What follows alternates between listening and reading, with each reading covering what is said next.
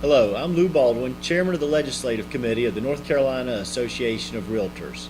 I'm here with Rick Zechini, the Director of Governmental Affairs for NCAR.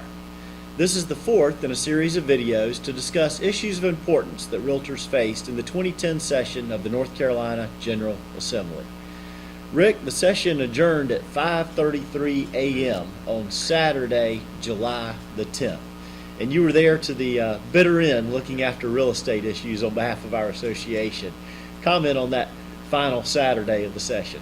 Well, it was sort of an interesting situation. Katie and I were, of course, down there, and about 3:30 there was a meeting with the Speaker of the House, his staff, and other stakeholders on a legislative matter.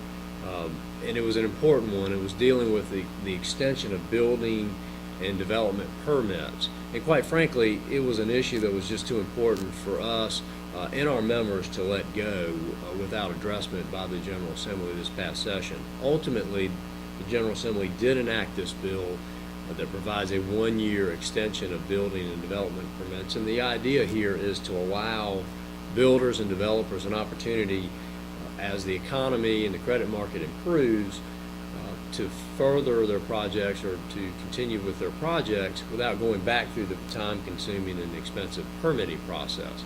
So it was ultimately the last bill adopted right before adjournment at 5:33. So it was certainly worth our while in being there, and it was an exciting evening and morning for all of us. Well, very good. Those permit extensions were important legislation for our industry, and I'm glad we managed to get that passed under the wire there.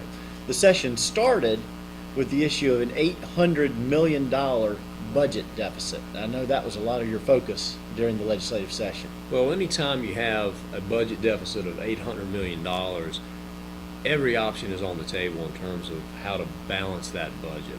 And for example, one of the ideas that's been percolating for years is taxing services. It's been the topic of legislative study committees. Think tanks have been promoting that as a concept, and we were able to defeat that once again. It was not included in the budget, and more generally, there were no taxes or fees that target realtors or the real estate industry, so we're certainly happy to report that as well.